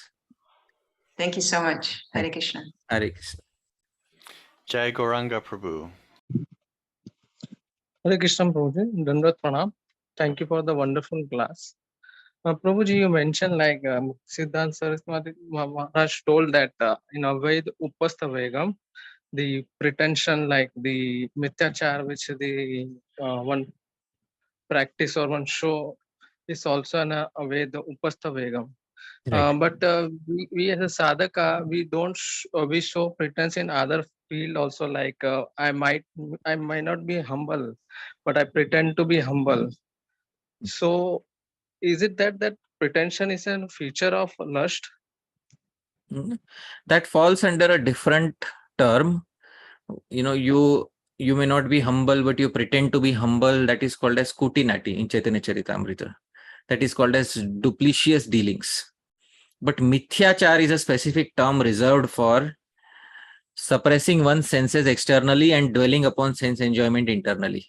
So mithyachar is specifically reserved for all varieties of sense enjoyment. But for all varieties of duplicitous behavior, there is a term called as kutinati, which is there in Chaitanya Charitamrita. So you can look up that term kutinati in Chaitanya Charitamrita. That is the exact term which you are looking for. But if you are looking for somebody who suppresses sense gratification externally, but internally meditates upon sense gratification, that person is considered to be a mithyachar. So that is what it is. So I hope that clarifies. So is it that mithyachar is also a feature of lust? Right? Of course, mithyachar is nothing but suppressed lust. What is mithyachar? Mithyachar means you are externally not opening the gates of your senses. You are suppressing the gates, and you are suppressing out of a desire for showing external renunciation. But internally, your mind is not convinced. Your mind says, no, boss, I'm not convinced. I'm sorry, this is not what it is. Hello, you should be enjoying. Why are you restricting yourself? Your mind says every day. But externally you say, no, because the devotees will respect me and I will have a good name in the society. Arey Baba, there are only how many? 7 million devotees in the world. Out of 7 million devotees, how much respect will you get? So the number of devotees is very less. So if a mature person should understand that there is no point of trying to gain name, fame, and adoration in the society of devotees. Anyways, the number of devotees in the world is very less as compared to the world population. So in such a small sample size, what is the point of getting famous? And second thing is, mithyachar doesn't help one spiritual life, because it's just delaying your sense gratification. Mithyachar is nothing but delaying your sense gratification on the pretext of suppressing it externally. All right. Thank you, Prabhu. All right. All right. Thank you very much, Hari Pārṣada Prabhu, and all dear devotees here. I'll actually invite you to unmute and give a big thanks to Prabhuji for this wonderful class. Nice. Haribol, thank you. Hare Thank you. Krishna. Thank you, Prabhu. Hare Krishna. Hare Thank Hare you, Krishna. Prabhupada. Cool. Thank you. Hare Bhakti Prabhu ki jai. Hari Bol. Hare Krishna, Dandavat Pranam. Thank you very much. Thank you. Hare Krishna. Prabhupada. Thank you so Hare much. Krishna. Hare Krishna. Hare Krishna.